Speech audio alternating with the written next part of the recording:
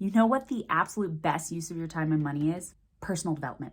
Hear me out. My husband the other day was talking about how this is a really weird use of time and money, but what better thing to invest in than changing your emotional triggers to understand your behavior and why you're creating unwanted situations that you are trying to avoid and keep running into, to understand what boundaries you need to be an optimal parent, partner, and professional. It's literally going to improve every area of your life because we develop so many limiting beliefs from the ages of 1 to 6 that subconsciously run our lives without us knowing. So it's the most vulnerable time in our lives, and we define how we interact when we're vulnerable based on the experiences that we had at that time, which are no longer relevant because we're not completely dependent on someone for every one of our basic needs. The fact that they're subconsciously running the show, that means you can't consciously remove them. You have to become consciously aware of them before you can eliminate them. Honestly, I cannot think of a better use of time and money. Can you?